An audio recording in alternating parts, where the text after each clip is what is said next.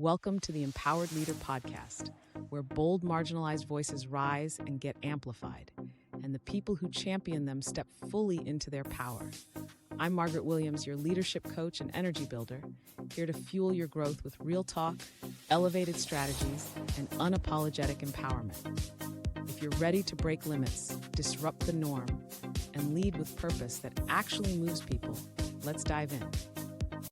We're ready to talk today about creativity is a method of healing. Okay? And people probably like, why she keep talking about healing? Healing is the key to learning and growth, experiential growth. Okay? So if we don't address the trauma, we're going to remain small. We're going to remain down here. We can't allow that. Okay? Because we are all empowered leaders. Okay? Regardless of your nationality, regardless of your ethnicity, regardless of your gender, regardless of who you are, religious beliefs, whatever, we all are empowered leaders, okay? As long as you wake up to see another day, okay? So, what can we do today? We're going to have this conversation with James Masters, okay? So, I am the publisher of the Empowered Leader, okay? And I help marginalized leaders to speak out, okay? And be unapologetic about it, okay? That's where we are today. So, James, he's the publisher of Inspired to Be, okay? He is an artist, a spiritual educator, and a community leader whose work explores the intersection of creativity, healing, and belonging. Wow, that's an amazing thing for me, okay? And a lot of other people out here as well. So he holds a permanent residency with a local gallery and regularly exhibits throughout the Kansas City area, okay? Within the Unity movement, James is credentialed polyvagal, vagal, okay, thank you, informed and trauma-aware leader, okay? And he serves as a program coordinator for FOLX. Folks with Faith. I love that, okay? An LGBTQ-centered organization within the New Thought tradition that creates affirming spaces and supports spiritual communities in deepening their understanding of gender and inclusion, okay? He's also the technologist specialist of Unity Arts Ministry, where he helps expand access to arts as a pathway for personal and spiritual growth that serves on the board of the Faith and Trauma Center, an organization dedicated to study of religious trauma and the education of ministers and lay leaders.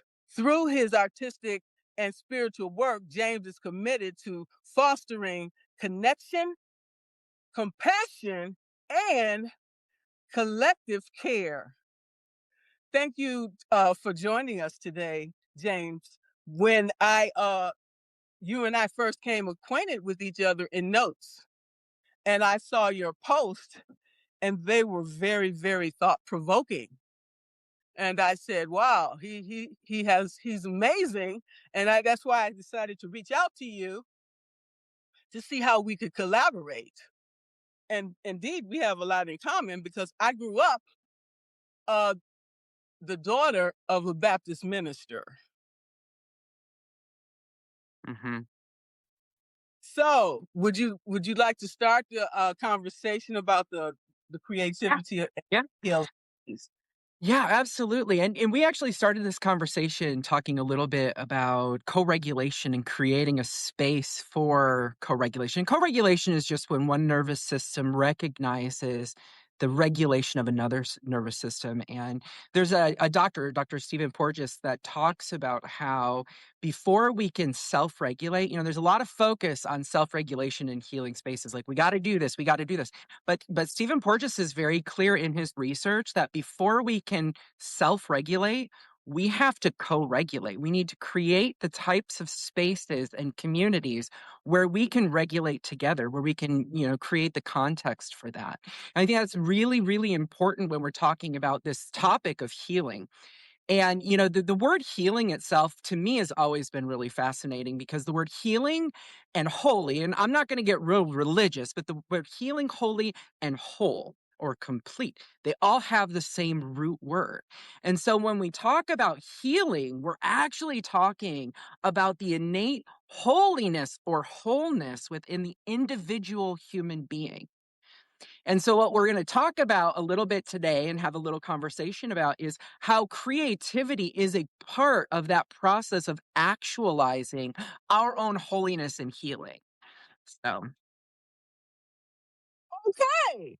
Okay. Now talk to us about what, excuse me, what this community looks like that you're referring to. just well, a community itself. So like, I'm a part of multiple communities, and I think that it's really important, to recognize that in those spaces we create a sense of connection. We create a sense of, there's so much in the world that's this barragement of things like social media that cause us to dysregulate. Where we have this onslaught on our nervous systems. But we're actually designed for co-regulation. We're designed for community development. We're designed for expressing our wholeness within communities and within diverse communities. And so, I mean, like, my work with Folks with Faith, that's a lot of what that's about. My work with Unity Arts Ministries too, that focuses more on creativity. And actually, if it's okay, I want to tell a little bit of my own story on creativity, Yes, because please. yeah. So for many years, I'd never really considered myself a creative person. And, like you had mentioned, I'm a permanent resident at an art gallery. And then I'm also, doing exhibitions throughout Kansas City. I did not start there, and that was never my intention. Where I started was, my husband and I moved to the Kansas City area, and we had a really difficult time finding we had a stable place to live, but the place that we moved into had corporate landlords, and it just was not a really great place to live. And I have been a teacher of prayer and meditation forever, right? And I'm like, I advocate for those things, whether it's you take it from a religious standpoint or you take it from a secular standpoint where you're focusing on mindfulness. Those things are very helpful in allowing us to center ourselves and to be present in the moment. The problem that I experienced about a year ago is that I reached a point where those things didn't work. They were not stabilizing me. And I also was moving into a new city where I didn't have a lot of community. I mean, I had some ready-made communities within the Unity movement, but I didn't really have a place for myself to land. And what I found was the only thing that allowed me to experience that calming nervous system, experiencing regulation within my nervous system, was painting. I would start painting, and that's was really a catalyst. And I want to be really clear, for me, it doesn't necessarily matter if you're painting pictures or you're making your bed creatively. I don't think it matters what you're doing creatively. What I think is really important is that flow state, that state where we allow our genius to come through. And like I said, my intention was just to experience regulation of my nervous system. It was never to, try to have this, massive presence of my art somewhere. That just seemed to happen after I started allowing myself to express creatively. And once I did that too, that's when I began to see this unfoldment of what we call this wholeness or holiness. Things started falling into place, not only with the apartment situation, but my husband and I are now in the process of buying a townhouse. I mean, just things started falling into place as I was allowing myself to express creatively. And so I think that, and again, creativity, whatever it manifests for you, like, I don't care, again, Go wash the windows creatively, do something creatively, find that flow state that allows you to experience a regulated nervous system. I love that. I love that. And for me, what makes my creativity come alive is music and and poetry, the written word in general, because it's just so many ways in which we can use it to achieve our overall goal. Okay? Yeah. Yeah, and I think people kind of sometimes in our grind culture, we have this culture of creating a brand, and like there's this idea where we have to become something. The name of my channel here on Substack is very intentional, inspired to be, because we focus so much of our attention on trying to become something. We're trying to get to the next stage in our career, and I'm not saying those are bad. Those aren't bad things. But it is almost like we're putting the cart before the horse, and we're trying to become something rather than just being who we really are. And what's interesting about my art journey itself is when I was a kid, I loved to paint. I actually went to art school. I went to 1 year of art school, and I got hit by a car during that period of Oh. time and was pretty badly injured, but I interpreted that through we share this religious trauma history. I interpreted that through the religious paradigms that I grew up with. And I thought, "Oh, God's punishing me. God's punishing me for being, a gay person or being queer or whatever." And I interpreted that, and I went into conversion therapy, which is a program that tries to change gender identity and sexuality. And I did 5 years in 3 different programs. And one of the first things they said was, quit art school. And I did, because I really believed. And so when I started painting, one of the things that I had to work through was the complex grief. So there's complex trauma, complex post-traumatic trauma that people experience through things like religious trauma. But then there's also complex grief, which is all of those 20 years that I did not paint. Those 2 decades, I had to work through the grief as I was reclaiming that part of myself. And here's the thing, I believe everyone is here to be creative. I mean, you can even look at religious traditions. We're made in the image of God. What is God? Creative. Like, we're made to be creative. And so I think that recognizing who we are and then expressing that. So I'm not inspired to become, I'm inspired to be, and then I just do my best to show up authentically. At that place, we are whole, and we can deliver a much more valuable and impactful message to the world. Yeah. Okay? So the thing of it is that the same thing happened to me as well. Religion stifles creativity because it keeps you in this box. Okay? It prevents anything from getting out, and nothing can come in. And that's a lonely life to live, Mm-hmm. where you sacrifice everything, your wants, your desires, and you do something according to somebody else's wishes while you're dying inside. What type of life is that for us to live? I'm not going to live that type of life anymore. Okay? It's over. Because now I'm seeing that my creativity is through the roof, Mm-hmm. where it didn't exist. And this is why. Set yourself free to be who you are. You deserve that. Yeah. While we while we're still here on earth. Yeah. I would say religion does that. I would say just culturally, there's all of these boxes that we're supposed to check. This is who we are, and we have to have the right career, or we have to get the right job or house or car or spouse. And then finally we get to be happy, right? That's the goal, is to get all of these checklists, and then we're finally happy. And the problem with that is joy is intrinsic. Every person who's watching this is already whole. Joy is something that lives inside of them, right? It's not something that they can achieve through hitting the checklist. And you're right. Religion is something that I think has both divided us as a society. It's caused us to be separate from each other, but it Yes. also tries to help. It tries to force us to conform to something that we really aren't. And what I believe the goal of this human experience, at least for me, is to recognize, wait, what did I come here to be? And how can I express that?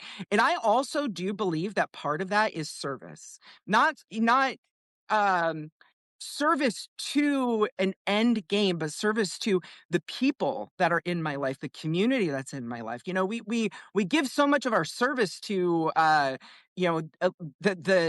checklists. We give services to the businesses and to the church and to all of this, but you go back to the ancient religion. It's love your neighbor as yourself. That's like the law, right? And most people don't even know who their neighbors are.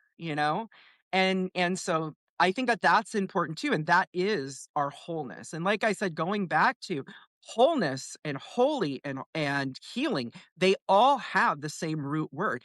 Healing to me is just the process of actualizing who we really are as whole beings. Okay, all right. So you want to talk more about that? You got your three words there, your the pillars, and you talk about the differences between the three, but we have to have all three, right? But yeah, I mean, so holiness, that's sort of a religious word, right? Somebody is holy, but it's our innate human dignity that we are expressions of this universe, right? That is holiness. Holiness and recognizing, wait, what did I come here to express, right? For you, it's poetry, it's writing, it's music. That's your expression. Clearly, I came in from a young age. I remember, like you couldn't get me to stop painting and drawing. Like you put me in the dirt and I'd be drawing a picture in the dirt. Clearly, I came here to do that, right? And I spent 2 decades just kind of ignoring that and saying, oh, that's not a thing. Once I stepped into that reality and that truth for myself, that's where things in my life started flowing in ways that I really couldn't imagine. It's the synchronicity of that Carl Jung talked about. And I do think that that comes through two things. I think it comes through recognizing where our nervous system is and finding the methods to calm that down and expressing who we really are. Because who we really are, I really believe that all human beings on this planet are meant for connection, are meant for love, are meant for community, right? That's what we're designed for. But we have all of these systems in place that are separating us out and forcing us to become something rather than just be who we really are. Yeah, which we know these things: belongingness, love, community are part of the belongingness as part of Maslow's hierarchy of needs. Yeah. Okay, and that's a lot of places where leaders like ourselves may be missing the that's the bridge right there to get us over the line so we can achieve greater goals. Okay. But how do we get these things? First, by loving ourselves, respecting ourselves, and taking care of our basic needs. Okay. And then the things that we want in life will come later. Yeah. A lot of people, including myself, have put, wants before needs. Okay. But looking at the big picture, what's going to bring you the most value in the end? Wants are just temporary. They don't last. Okay. The same thing. Oh, I want that new car. Once you get that new car, then what? You got to pay it. You got to pay for it. How you gonna pay for it? Okay. So be careful what you ask for. Okay. And all these things align with your values, who you are, and what you want in life. If you want that new car, then sometimes you're gonna have to give up something to get it. Okay. There's a poem that you just reminded me of, and I really want to read one of the lines. The poem is called "Cast All Your Votes for Dancing." It's by Rumi. I have to look it up because I don't have it memorized. But there's a line in it No, that is go ahead. so related to what you were saying. And so Rumi says, learn to recognize the counterfeit coins that may buy you just a moment of pleasure, but then drag you for days like a broken man behind a farting camel. Been there, done that. Yo, for sure. But that's what you're talking about is like, well, if I just get these things, if I just, get the right car, the right job, the right house, the right spouse, if I just get all these things, I'll finally be happy. And really what that poem is all about, he says, now sweet one, be wise, cast all your votes for dancing. And that's the creative expression. There's a myriad of ways to express ourselves creatively. And for me, obviously it was painting, it was writing, it was, we all have our own things, but it's really about being in the moment, because dancing is an art form that takes place in the moment, right? I love dancing. That should be on the list too, because I like to watch people do the tango, these different dances and the moves and everything. And it just puts you in a different frame of mind. Okay. Yeah. Yeah. And we have to add dancing in that list too. Okay. Yeah. There was another thing that you said about loving ourselves. And I actually, so I was introduced to the New Thought movement. So we mentioned unity, and I'm in the unity movement, but I was actually introduced to this New Thought movement through a woman named Louise Hay. And she really only taught one thing, and that was learn to love yourself, right? And to me, that has been one of the most transformative things. And when she was talking about loving yourself, she wasn't talking about vanity. We think of loving ourselves as vanity, but vanity really is a form of fear. And if we really love ourselves, we wouldn't scare ourselves. We wouldn't be engaging in fear, right? Because that's not very loving. You wouldn't, you love a little child, you don't want to scare them. And when we love ourselves, we wouldn't want to scare ourselves. We wouldn't want to, and I think that was one of the biggest aha moments for me, is that if I truly love myself, I wouldn't be going around scaring myself. And I think that recognizing that too is a part of this process of healing that we're talking about. It's a method to awaken creativity, and then in expressing ourselves creatively. And the commandment that we talked about, the biblical commandment or whatever, that is love your neighbor as yourself. And so many people too forget that as yourself part. And what I think, I've thought a lot about that commandment. I don't really think it's a commandment. I think it's, we will love our neighbor as ourselves. We treat other people with the same levels of judgment and criticism that we give to ourselves, is usually what happens.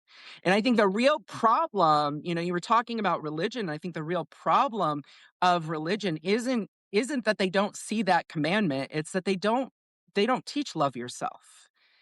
And they really are treating others as they're treating themselves.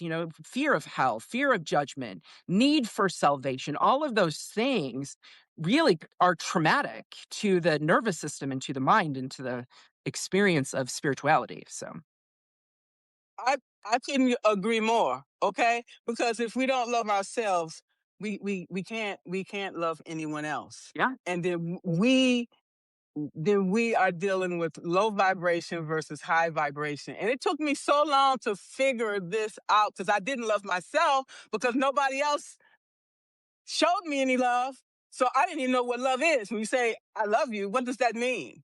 Yeah. Okay. So it could mean different things, And usually when a certain person say they love you, it comes with conditions. Okay, you say you love me. So what is it that you want from me? Okay? Nobody do something for nothing. They all have their hands out and looking for something from you. So that's why I'm always so weary. People say, well, why you don't trust?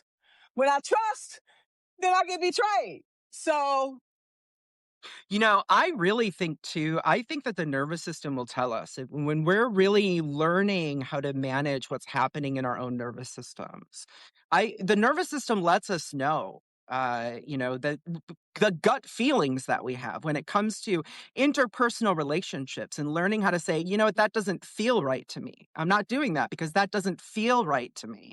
We can't really do that. At the very beginning of this conversation, we started talking about the nervous system and learning not to regulate the nervous system from bad to good. Like all parts of our nervous system are good, right? Fight and flight is good when we are in immediate danger. We're just not meant to live in fight or flight. And when we're, some of my very close friends who I love dearly are in this constant fight and flight stage because they live their lives like this.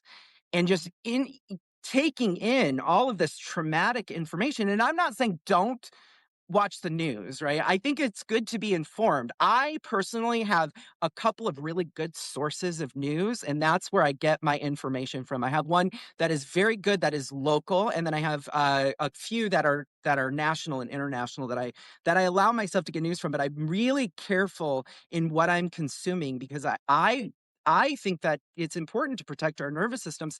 Otherwise, our nervous system can't give us the feedback that we need on, number one, how are we supposed to be expressing in the world? How are we supposed to be being rather than becoming, right?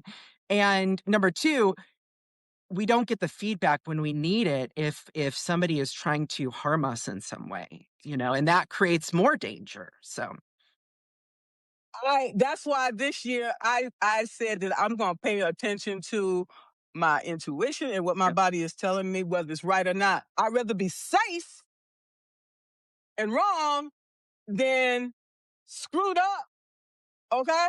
So I just take my chances. Okay. I'm listening from what I'm feeling. Okay. Because your body's not going to tell you wrong. And by the time your mind figures it out, it's too late. You've been had. Okay. I'm just keeping it real. And so we're talking about spirituality. We have to utilize this mind, body, and spirit to keep us whole, to remain high vibration. Then we can these type of things we can repel it easily. Okay, it won't phase us. Okay, and we can keep our minds on our past.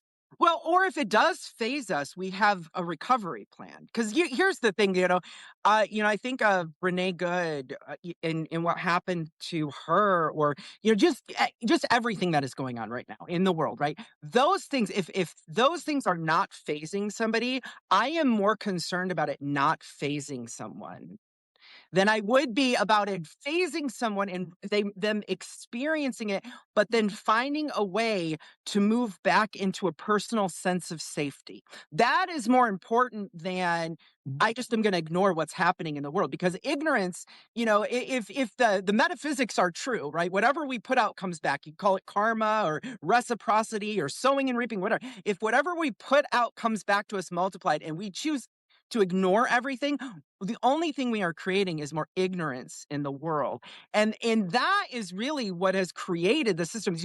All of this stuff that's coming out, with the Epstein file, all this stuff, that stuff has existed for a while. White supremacy existed for as long. The problem wasn't that it wasn't there. The problem was that people chose to ignore it, right?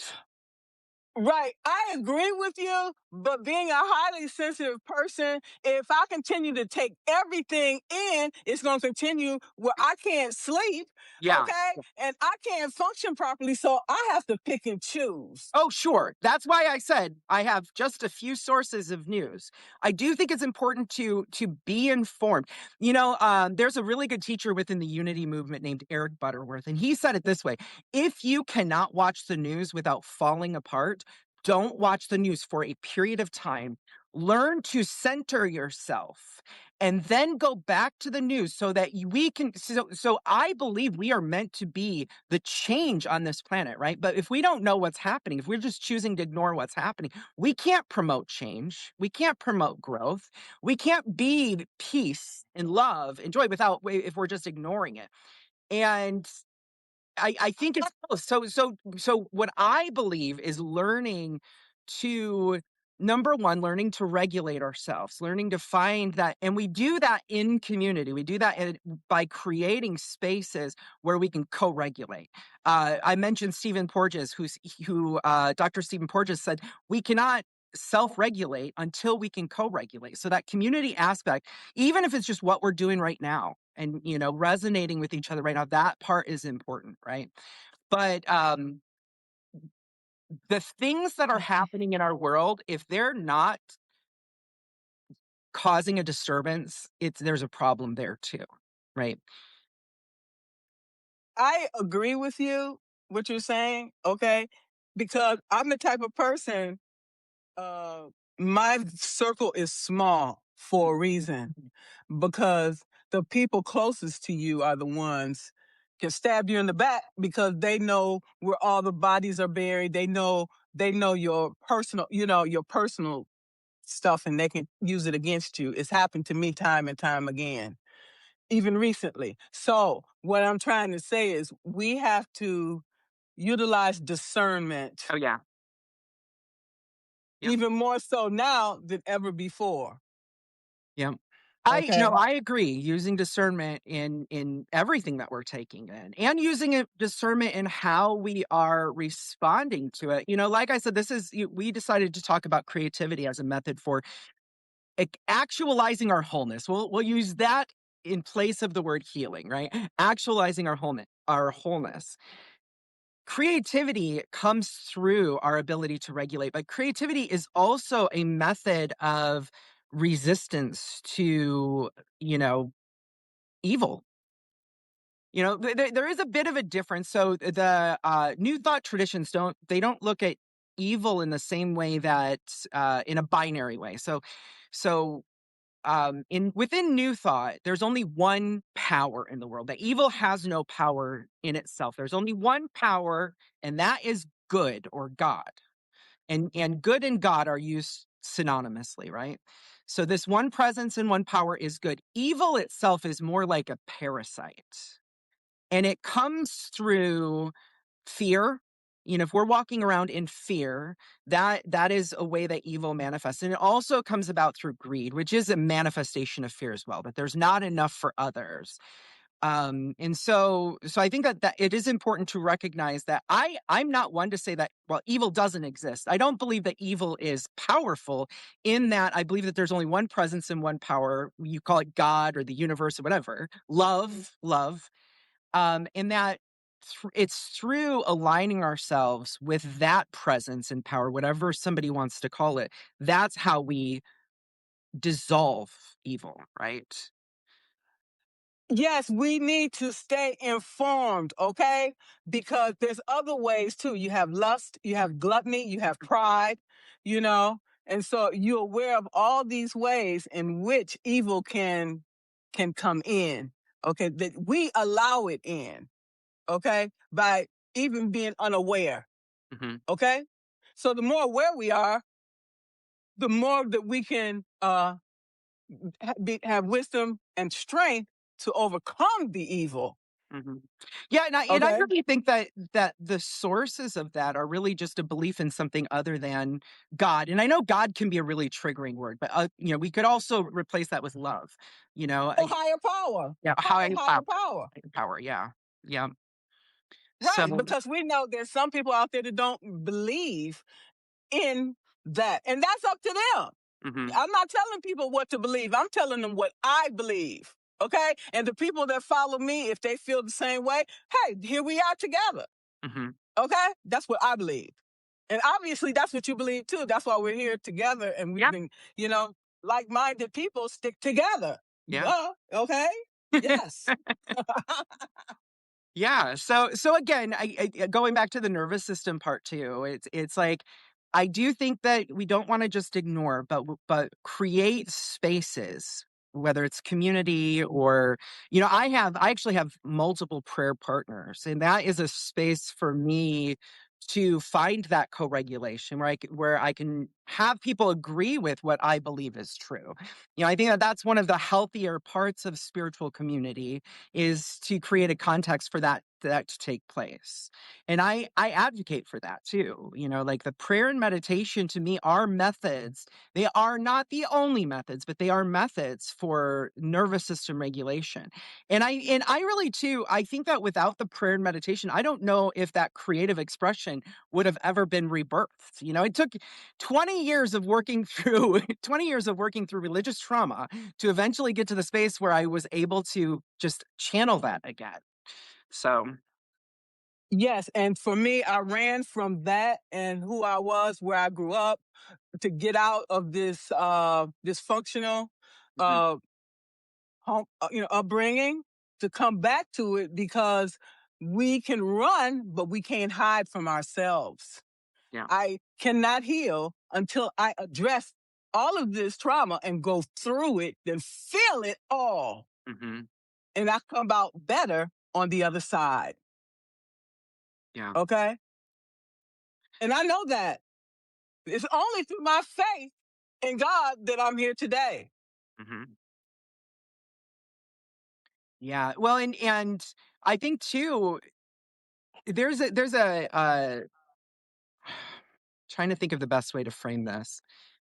In New Thought metaphysics, there's an idea called chemicalization as well.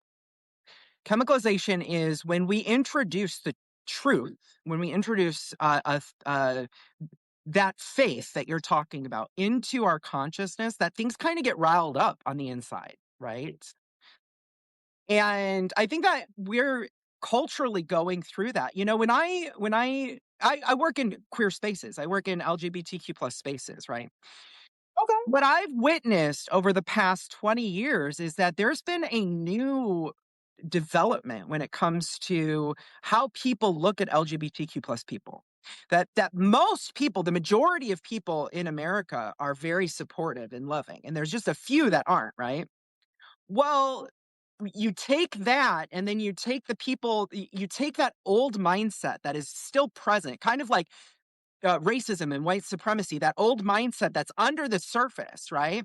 But I think the new paradigm, the new idea has already been introduced societally. And I think that from the cultural standpoint, most people want to live in an equitable society. Most people, the majority. And what we're seeing is the reality, that upheaval, that chemicalization process, that it's kind of like if you were to take an acid and a base, like vinegar and baking soda, and you mix those together, it has to neutralize. What I think is actually taking place societally is a neutralization. All these things already existed under the surface. What we're seeing is that it fighting back that neutralization process. And I mean, I might just be choosing to believe that. I don't know, but it seems right, and it seems consistent with what a lot of spiritual teachers and metaphysicians have said for hundreds of years. So, I think change was necessary. yeah. Okay. I don't, a lot of us don't like it. And that's forcing us out of our comfort zone to Mm, get the hell up and make some changes. So, because all these things, if they have their way, we're going to be back in the 1929s. Okay. And I'm going to probably be in some cotton field, you know, picking cotton. And I'm not going to do that. I didn't serve 39 years with the army to now have to go and work in a cotton field or being shipped back to Africa. Okay, my ancestors came from there, but I didn't. Okay, so if you see who they're persecuting today, what's going to prevent them from coming after me tomorrow? yeah. We need to be out there helping those people now so we don't become victim tomorrow. hmm and Or I our don't know. children. Or our children. Yeah. I can't attest to what is happening in the whole of the United States. I can only attest to what is happening where I'm at and what I actually see happening. So I'm very involved in my local community. And what I see happening is this influx of people who care about marginalized people, who care about the immigrant community, who care. And there's a mobilization taking place. And like I said, I don't know if this is happening everywhere, but I know for certain it is happening here. My husband and I went to a few trainings to teach us how to create safety within our local community. There were 400 people at this training, right? So and I was like, I sat there a few times. I'll just preface this with, I'm a very emotional person and I leak pretty regularly. But 2 times I cried, and not because I was sad or angry, but because I looked around and I said, oh, this community is not going to let this happen. And I'll tell you, so I was talking to a gentleman that I've known for almost 20 years.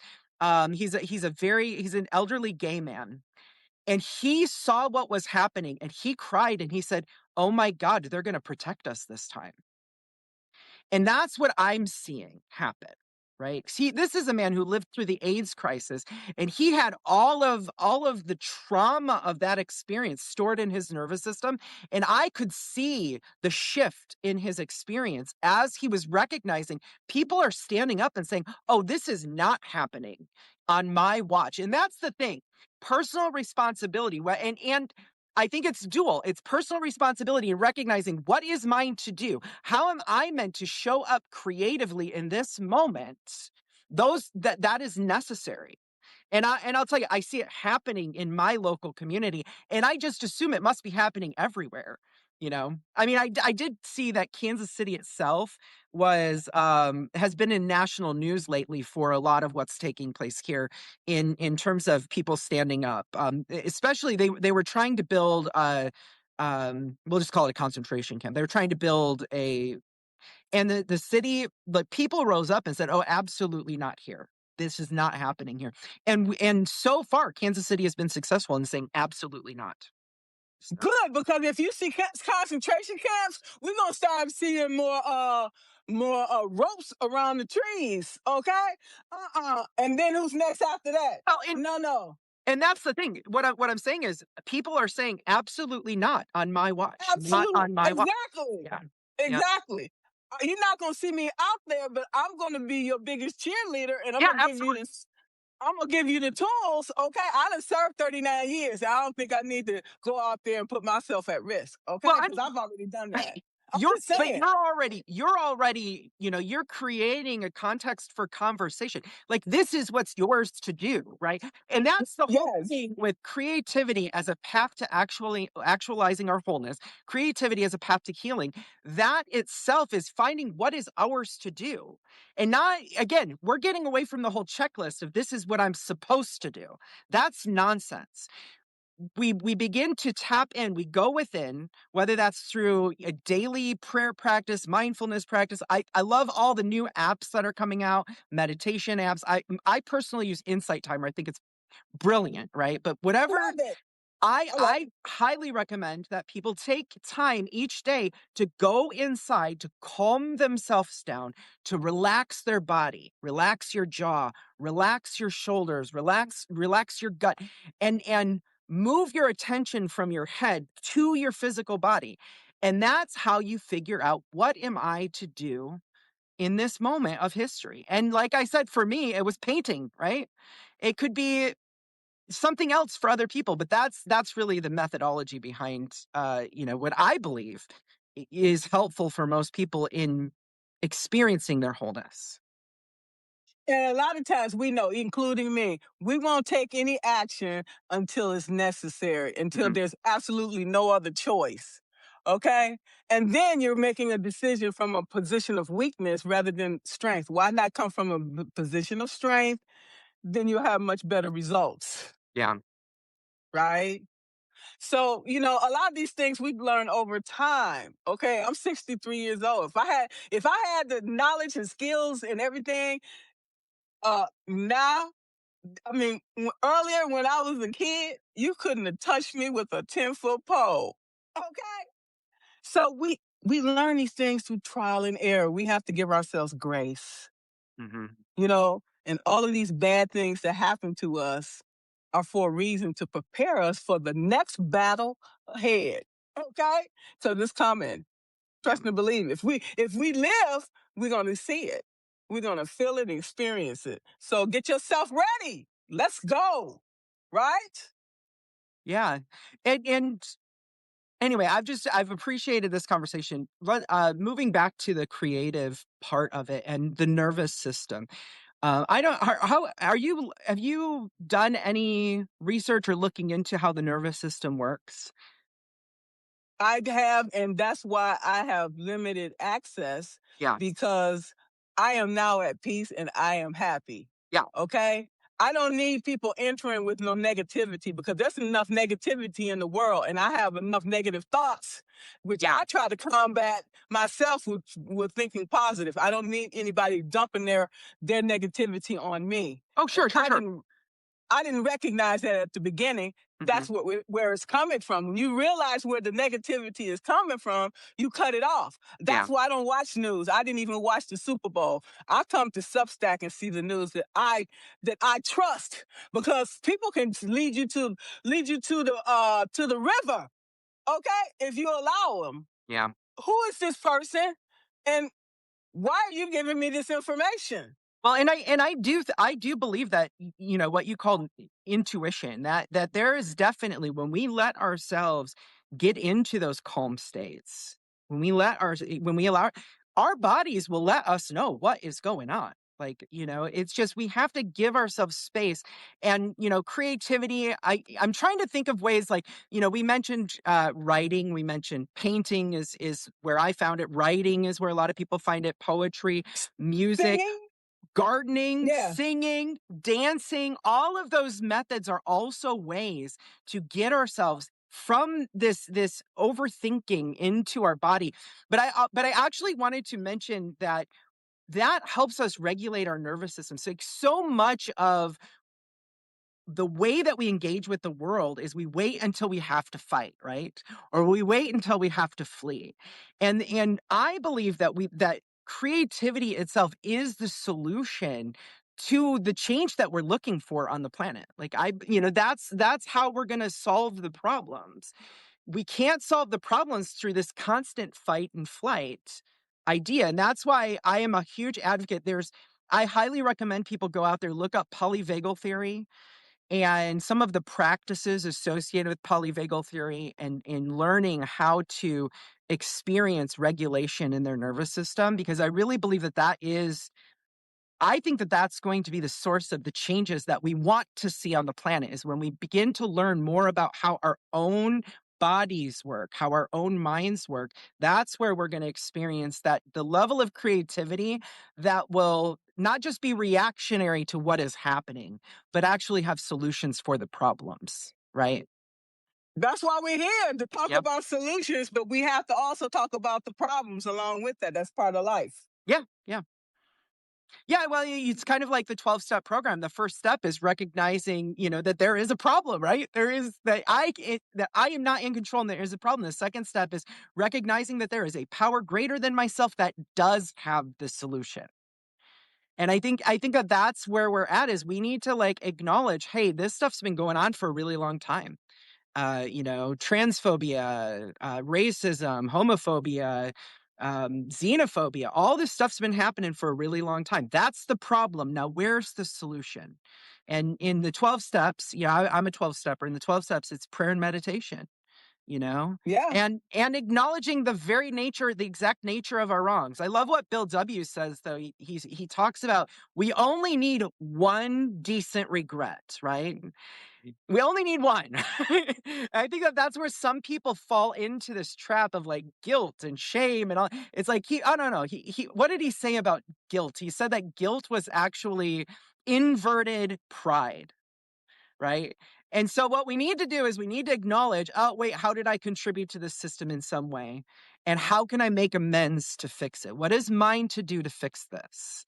And so that's where we're at. And the answer will always be some sort of creative answer. We cannot, what did Einstein say? That we cannot solve the problems that we have based on the thinking that created them. That's where creativity comes in. We need that creative flow to generate the solution.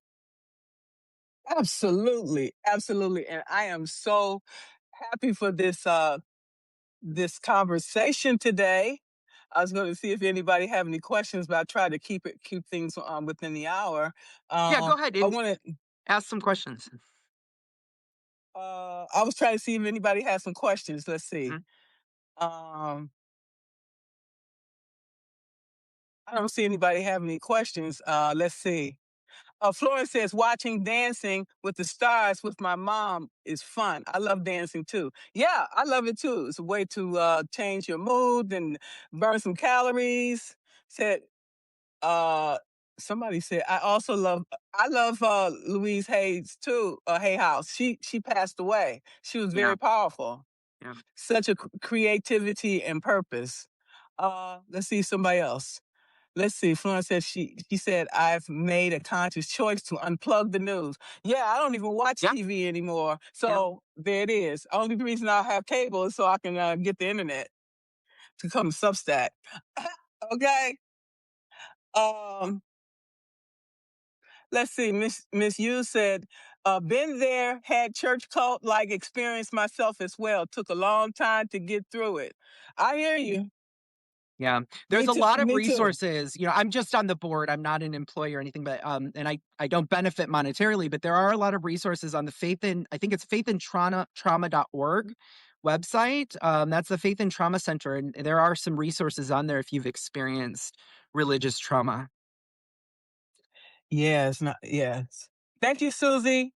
She said, thanks for 34 years of service. I want to thank you all for coming. Do you all have any questions? James, I really, really enjoyed it. I told you remind me of Elton John because Elton John, when I was growing up. It's the glasses. Yeah.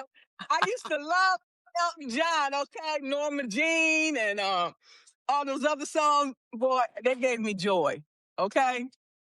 And James, I want to thank you so much for taking time out of your busy schedule to do this live today. It's been very valuable. Margaret, and very touching. It's been a joy on my side, and thank you for the opportunity to connect and to talk about things that are important to both of us. So, and to everyone else as well. Okay. Oh, and you can find, if you are interested, on my Substack, Inspired to Be, you can see my art on there. I've been trying to post more regularly on there with my art, so just wanted to. Yeah, I'll make sure to put your link in there. And thank you again, James. It's been amazing. Thank you. Bye-bye. And thank you all. Bye-bye. Thanks for tuning in to The Empowered Leader, where we lift marginalized voices and the people who support them. If today's episode fired you up, share it with someone ready to lead with courage and conviction. Follow the show for more power-packed insights. Connect and subscribe to iProfessional Coach on Substack for tools to elevate your leadership journey. Until next time, stay bold, stay brilliant, and keep using your voice for impact.